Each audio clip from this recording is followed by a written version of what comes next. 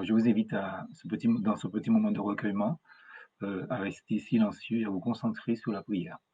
Père éternel, nous te rendons grâce pour l'instant présent, nos frères, nos sœurs qui sont déjà connectés, qui nous écoutent, et ceux qui nous écouteront par la suite sur Facebook et aussi sur YouTube, te demandons que tu prépares chacun à l'écoute de ta parole et que tu fasses du bien au cœur, que tu fasses du bien aux personnes dans un temps où le monde est tellement troublé, où les gens ont besoin de ta force, et ils ont besoin de ton aide. Seigneur, puisses-tu intervenir dans les vies et dans les consciences, même aussi intervenir dans les corps physiquement, parce que tu es le Dieu qui guérit. Et nous avons une pensée pour les personnes atteintes de la maladie du Covid. Seigneur, veuille intervenir, veuille guérir, veuille penser et veuille relever, Seigneur, tous ceux qui crient à toi en ce sens. Et qu'après, qu'il puisse te donner gloire. Bénis ta parole que nous allons ouvrir ensemble. Donne-nous de la lire et de la comprendre surtout, afin de mieux te servir par Jésus-Christ. Amen.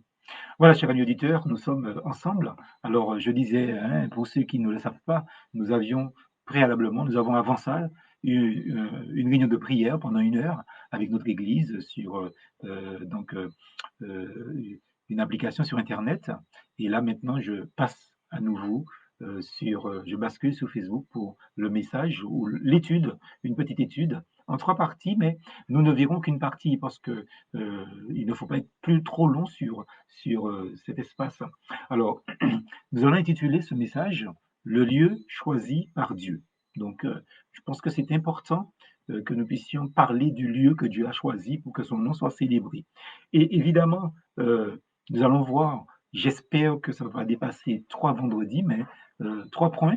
Le premier point ce soir, nous allons voir les caractères de ce lieu que Dieu a choisi. Nous allons voir aussi que fait-on dans ce lieu. Ça, c'est pour vendredi prochain. Et nous allons voir aussi le prix de tel lieu. Donc, ça, c'est pour vendredi après, donc ce vendredi qui va arriver la semaine prochaine. Donc, vendredi en 21. Alors, il est évident comme quoi que nous espérons que nous n'aurons pas à nous éterniser sur Facebook le vendredi soir, parce que nous préférons être à l'église, mais nous savons qu'en même temps, ça profite à bon nombre de chrétiens partout dans le monde.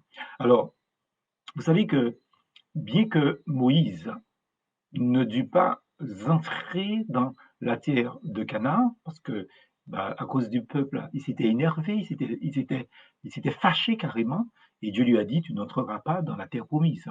Mais nous savons que même s'il n'est pas rentré, toutes les pensées de Moïse étaient concentrées sur le pays vers lequel il avait marché pendant 40 années et vers le lieu où Dieu ferait habiter son nom. Donc, bien sûr, dans le pays d'Israël, évidemment. Ainsi, dans le livre du Deutéronome, qui est le dernier livre de Moïse, il y a 2 mots qui reviennent inlassablement, donc régulièrement, dans ces 5 ouvrages.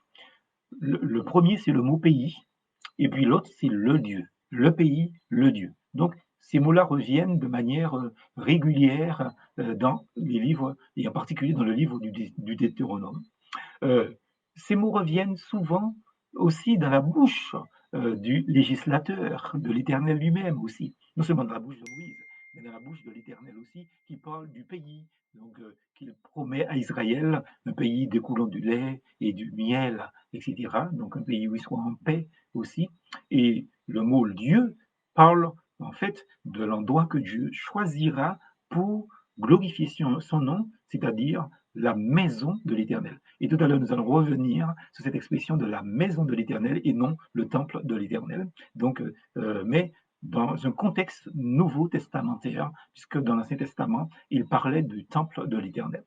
Donc, remarquons tout de suite que le pays est donné et le lieu a été choisi par Dieu. 2 choses. C'est Dieu qui a choisi le pays qu'il a donné à Israël et c'est Dieu qui a choisi le lieu où on devait ériger, construire, bâtir la maison de l'Éternel. Donc ce premier point que nous voulons voir ce soir dans notre petite étude va s'intituler Les caractères de ce lieu. Alors bien sûr, je voudrais vous inviter à lire avec moi dans le livre de l'Exode, Exode chapitre 20, et nous allons lire au verset 24 simplement. Alors je lis dans la version de la nouvelle édition de Genève. où il est dit dans le verset 24, tu m'élèveras un autel de terre sur lequel tu offriras tes holocaustes et tes sacrifices d'action de grâce, tes brebis et tes bœufs. Partout où je rappellerai mon nom, je viendrai à toi et je te bénirai. Donc, lorsque le peuple entreprit son voyage à travers le désert, Dieu fit cette promesse à Israël que en tout lieu où je mettrai la mémoire de mon nom, je viendrai à toi et je te bénirai. Donc voilà une promesse que nous pouvons aussi prendre pour nous. Donc ainsi, le lieu que l'Éternel a choisi, et même de lieu en lieu, qu'est-ce qui se passait? Il nous est dit que la nuée se posait et le tabernacle était dressé. C'est pour ça qu'il est dit en tout lieu où je mettrai la mémoire de mon nom. Donc il y avait donc la nuée qui se posait et il y avait le tabernacle de l'Éternel qui était donc dressé, qui était donc mis en place. Là, Dieu habitait au milieu de son peuple. Mais quand le peuple sera arrivé, en fait, dans le pays, eh bien, il n'y aura plus qu'un lieu, un seul, choisi par Dieu lui-même dans tout le pays, dans tout le territoire d'Israël, afin que dans ce lieu-là, bien, ça soit l'endroit de la demeure de l'Éternel. Alors, ce qui caractérise ce lieu, c'est avant tout la présence de Dieu. Amis auditeurs et frères et sœurs, c'est très, très important. Donc, c'est pas le lieu qui est quelque chose, c'est la personne qui habite le lieu. Donc, c'est la présence de Dieu. Là, il a mis son nom. Il habite là. Et c'est pour ça que nous pouvons lire dans Deutéronome, au chapitre 12, il nous est dit dans ce verset 5, comme quoi que, mais vous le chercherez à sa demeure, vous voyez, dans sa maison, et vous irez au lieu que l'Éternel, votre Dieu, choisira parmi toutes vos tribus pour y placer son nom. Donc, le lieu que l'Éternel choisira. Donc, d'où l'exhortation beaucoup plus longtemps après du sage Salomon aussi, qui était une sorte de prédicateur, donc par les proverbes qu'il a écrits, par le psaume aussi et le cantique des cantiques. Donc, il donne une sorte d'exhortation en disant dans Ecclésiaste, chapitre 5, au verset 1er, il dit « Prends garde à ton pied quand tu vas ou quand tu entres dans la maison de Dieu. » Voyez, donc, ça c'est important pour que nous puissions nous y arrêter. Prends garde à ton pied quand tu vas dans la maison de Dieu. Alors, il n'est pas dit, non pas quand tu vas au temple, justement, mais quand tu vas à la maison de Dieu. Alors, selon ce qui est écrit, en fait, pour nous, en tant que croyants, nous savons que c'est le corps, c'est le cœur du croyant régénéré qui est le temple. Et Salomon parle bien là quand tu vas à la maison de l'Éternel, quand tu vas à la maison de Dieu. D'ailleurs, l'apôtre Paul rejoint ce que dit donc Salomon dans 1 Corinthiens chapitre 3 versets 16 et 17. Je cite ce que dit l'apôtre. Ne savez-vous pas que vous êtes le temple de Dieu et que l'Esprit de Dieu habite en vous? Si quelqu'un détruit le temple de Dieu, Dieu le détruira. Le temple de Dieu est saint et c'est ce que vous êtes. Donc voilà un peu en gros comment Paul rejoint Salomon pour préciser ce qu'est le vrai temple de l'Éternel. Donc ceci est une évidence pour tout croyant évangélique. Dans 1 Corinthiens chapitre 16 au verset 19, je cite encore les versets 19 et 20, il est dit ne savez-vous pas que votre corps est le temple du Saint-Esprit qui est en vous, que vous avez été justement, que vous avez reçu pardon de Dieu, et que vous ne vous appartenez point à vous-même. Vous ne vous appartenez point à vous-même. Et au verset 20, il est dit, car vous avez été rachetés à un grand prix, glorifiez donc Dieu dans votre corps qui et dans votre esprit qui appartiennent à Dieu. Donc notre corps et notre esprit appartiennent à Dieu, dit l'apôtre Paul. Ainsi, là où nous nous réunissons. Là où nous nous réunissons, c'est le lieu où Dieu, où c'est le lieu qui est la maison de Dieu. C'est le lieu où se trouve donc la maison de Dieu. Alors, on peut se poser une question nous-mêmes en se disant, mais est-ce que nous éprouvons cette crainte, c'est-à-dire ce respect, hein? Quand on parle de crainte, on ne parle pas forcément de peur, donc on parle de respect pour Dieu. Donc, est-ce que nous éprouvons ce respect lorsque nous entrons dans le lieu où les deux ou trois sont assemblés au nom de Jésus, sachant que le Seigneur Jésus, eh bien, il est là, au milieu de nous. Donc, vous voyez, c'est la maison de Dieu. Dans Matthieu chapitre 18, nous avons ce texte que je vous ai cité, là, car là où deux ou trois sont assemblés, je suis au milieu de vous, dit le Seigneur lui-même. Donc, l'autre question, mais notre attitude et notre tenue vestimentaire, mais est-ce qu'elle reflète cette crainte, ce respect pour Dieu quand nous allons à la maison de l'Éternel, sachant comme quoi que Salomon nous invite à prendre garde, à faire attention, à être sur notre garde, sur nos gardes, justement quand nous allons dans la maison de l'Éternel. Alors peut-être aussi est-il utile à cet égard, d'ailleurs, de relire en particulier 1 Corinthiens chapitre 11, verset 1er à 16, ou verset 2 à 16 plus particulièrement, sur la tenue de la femme dans l'assemblée.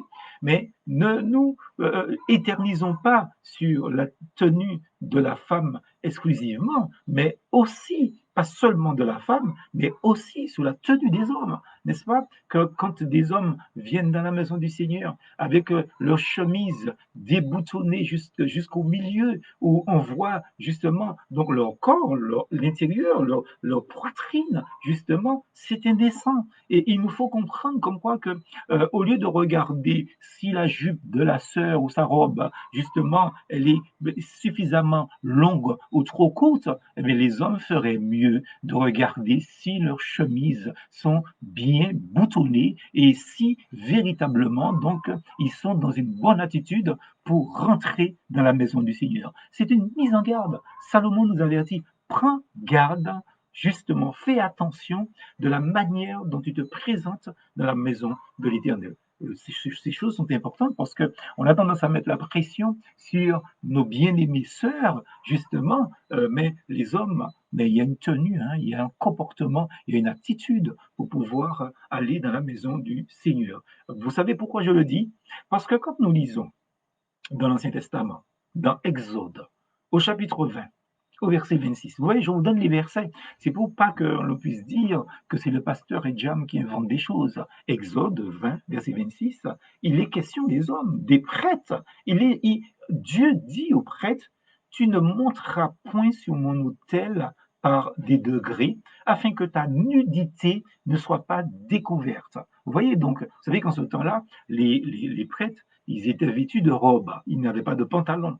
Et les degrés, vous savez, ce sont les marches d'escalier, hein, donc il faut qu'on soit au clair sur ça. Donc, ils avaient des robes, et Dieu leur avait interdit de mettre des marches, justement, pour que quand ils montent une marche, eh bien, on puisse pas voir leur nudité. Donc, les hommes aussi doivent avoir une tenue vestimentaire qui soit convenable pour pouvoir rentrer dans la maison du Seigneur. Je ne dis pas pour pouvoir célébrer le Seigneur, je ne dis pas pour pouvoir servir le Seigneur, je ne dis pas pour pouvoir aller chanter, prêcher l'évangile, rien qu'en rentrant dans la maison de l'Éternel, mais les hommes doivent avoir une tenue vestimentaire correcte, comme le Seigneur leur demande d'avoir. Donc, voilà ce qui est dit. Donc, c'est-à-dire que vestimentairement, j'invite les sœurs mariées à vérifier, à regarder, à corriger les erreurs donc vestimentaires de leur mari. Et j'invite les mères et les pères, justement, à en faire de même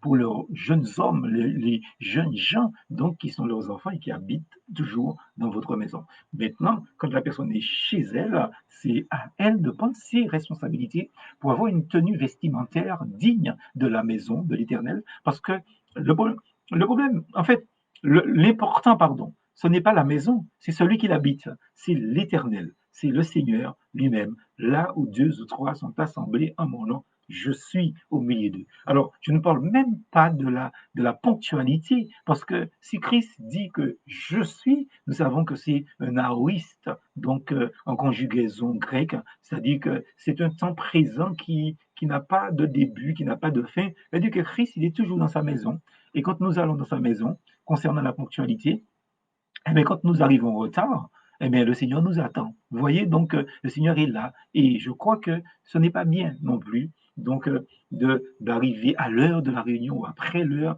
de la réunion pour des tas de raisons, de respect, de crainte de l'Éternel, de respect pour le Seigneur, mais aussi parce que ça trouble donc les réunions, parce que quand vous entrez, c'est tout un aménagement qu'il faut faire, etc. Donc ça, c'était une parenthèse concernant donc, la maison de l'Éternel. Mais il est question de la sainteté sciée à la maison de l'Éternel. Et oui, c'est ce que dit le psalmiste. Qu'est-ce que dit le psalmiste au chapitre 93, c'est-à-dire au psaume 93 et au verset 5? Il dit, tes témoignages sont entièrement véritables. La sainteté convient à ta maison, ô Éternel, pour toute la durée des temps. On veut dire comme quoi que qu'il y ait réunion dans la maison de Dieu ou qu'il n'y ait pas la réunion dans la maison de Dieu, ben, Dieu est dans sa maison. C'est pas parce qu'il n'y a pas de réunion qu'on doit dire n'importe quoi dans la maison de Dieu, qu'on doit faire n'importe quoi dans la maison de Dieu et qu'on doit être habillé de n'importe comment dans la maison de Dieu. La sainteté convient à ta maison, ô Éternel, pour toute la durée des temps. Donc, ceux qui s'approchent doivent être saints, donc, comme il est saint, bien sûr. Donc, on sait que nous sommes sanctifiés par la parole, nous sommes sanctifiés aussi donc par le Seigneur. Donc, tout mal commis, toute parole légère, toute mauvaise pensée qui a occupé nos cœurs dans la semaine, et peut-être même dans le début de la journée, avant ou dans toute la journée, si la réunion c'est le soir. Donc, avant d'entrer dans la maison de l'Éternel, avant d'aller dans la maison de l'Éternel, eh bien, toutes ces choses doivent être jugées avant le moment où nous entrons en sa présence. Dieu est lumière, amis auditeurs, et il veut la vérité dans l'homme intérieur. Donc, nous ne devons pas venir dans la maison du Seigneur avec des faux semblants. Dans le psaume 51, au verset 6, il dit, j'ai péché contre toi seul et j'ai fait ce qui est mal à tes yeux, en sorte que tu seras juste dans ta sentence, sans reproche dans ton jugement. Donc, demandons pardon au Seigneur avant d'aller donc dans sa maison. En sa présence, comme dit l'apôtre Paul, nous mangeons des pains sans levain, des pains d'affliction, et comme dit Moïse aussi, nous mangeons des pains sans levain, des pains de sincérité et de vérité. Donc tout cela fait allusion en fait à la vérité et à la sainteté. Amis auditeurs, Dieu est amour et la bénédiction repose sur le lieu où Dieu se trouve lui-même. Ne l'oublions jamais, jamais. D'ailleurs, que dit le psalmiste dans le psaume 133 au verset 3? Il dit, c'est là que l'Éternel a commandé la bénédiction. C'est là qu'il donne. Littéralement, c'est à commander. C'est là que Dieu donne la bénédiction. Alors moi, je crois, frères et sœurs, c'est ça que j'insiste pour que des croyants viennent en assemblée dans la maison de l'Éternel, parce que je sais qu'il y a une bénédiction dans la maison de l'Éternel, mais qu'on ne peut pas avoir ailleurs, qu'on ne peut pas avoir dans sa maison, qu'on ne peut pas avoir dans son bureau, si on prie dans son bureau, on ne peut pas avoir dans son jardin ou dans son champ, qu'on ne peut pas avoir sur le chantier, qu'on ne peut pas avoir aux abords des rues, parce que Dieu a choisi un endroit justement pour donc nous recevoir en fait. Et il est évident comme quoi que le psalmiste le dit clairement que c'est là que Dieu envoie sa bénédiction, la vie pour l'éternité. Donc nous voyons combien de bénédictions nous ratons, mais quand nous n'allons pas dans la maison du Seigneur. Et il est évident comme quoi que quand c'est de la négligence, ben, c'est une évidence comme quoi que nous passons à côté de beaucoup de bénédictions, beaucoup de bénédictions. Parce qu'il y a une bénédiction qui est dans la maison de l'Éternel. Ne l'oubliez pas. Donc, c'est là que Dieu commande ou envoie la bénédiction. Jamais les rachetés du Seigneur Jésus-Christ ne savourent l'amour divin comme au moment où, groupés justement à sa table, n'est-ce pas? Eh bien, ils se souviennent de lui dans la fraction de pain. C'est ce que nous ferons, par exemple, dans notre église de Joupabouillon ce dimanche, puisque ce sera le premier dimanche du mois. Donc, autour de la table du Seigneur, donc, nous allons, donc, nous, en tant que rachetés, rompre le pain, donc, nous souvenir de la mort du Christ, de son sacrifice, mais surtout de sa résurrection et encore meilleur de son retour, de sa venue future. Donc, la parole de Dieu dit dans Deutéronome 12, au verset 7, justement, dans la maison du Seigneur, en présence de l'Éternel, là, Vous mangerez devant l'Éternel votre Dieu et vous vous réjouirez, vous et vos maisons. Donc, le service, ce que nous appelons la Sainte Seine, la célébration de la scène, le repas du Seigneur, donc la fraction de pain, eh bien, il est évident que ce n'est pas un moment de tristesse, frères et sœurs. Et des fois, ben, ça ne veut pas dire qu'il faut prendre les choses avec légèreté, mais il est évident comme quoi que nous devons, à ce moment-là, nous-mêmes, nous devons véritablement prendre le temps pour pouvoir louer, pour pouvoir célébrer l'Éternel, mais dans la joie, effectivement, dans la joie, parce que Dieu veut que nous soyons donc dans la joie. Alors, il est évident que dans ce lieu, mieux encore que les Israélites, ben, nous éprouvons les liens de la communion fraternelle et nous nous réjouissons, comme le dit Jean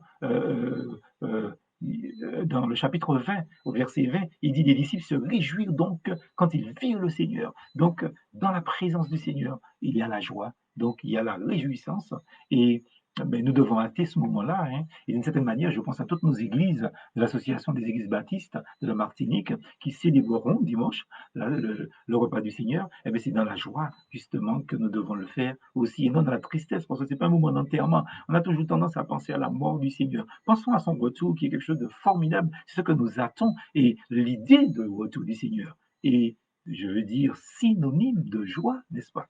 Alors, en conclusion, je voudrais dire que nos cœurs, chaque fois que le Seigneur nous rassemble autour de lui, dans sa maison, eh bien, que nos cœurs éprouvent tout ce qui se rattache à sa présence, qui manifeste la sainteté, la lumière et l'amour, et que nous jouissions justement ensemble devant lui d'une heureuse communion fraternelle, donc les uns avec les autres. Nous ne devons pas nous priver de cette occasion-là, parce que n'oubliez pas, c'est là que l'Éternel commande la bénédiction, la vie pour l'éternité. Nous allons donc prier pour terminer ce moment et donc nous séparer tout à l'heure. Prions. Seigneur, nous te rendons grâce pour ta parole qui est la vérité. Tu nous rappelles que tu as choisi initialement un lieu pour les Israélites et que pour nous aussi, tu nous as permis d'avoir un lieu de culte donc pour pouvoir célébrer ton nom. Nous prions pour les frères et sœurs de toutes les communautés qui nous écoutent ce soir, dans ce moment, de sorte que tu les bénisses pour qu'ils se réjouissent dans ta maison quand ils iront te célébrer ce dimanche et aussi quand tu nous feras cette grâce de nous retrouver normalement dans les réunions donc de semaine. Bénis-nous, bénis notre nuit de repos, bénis-nous, bénis notre santé et Seigneur, tiens-nous la main fort pour que nous ne puissions pas te lâcher. Au nom de Jésus, nous t'avons prié. Amen. Voilà, amis auditeurs, je vous remercie pour ce beau moment que j'ai passé avec vous, même si je déplore que je ne sois pas dans mon église avec mes frères et sœurs, mais j'ai passé un bon moment avec vous, je voudrais vous le dire, et je vous dis donc, comme d'habitude, plus force en Jésus, et on se donne rendez-vous vendredi prochain, 19 h, ne l'oubliez pas. Soyez bénis.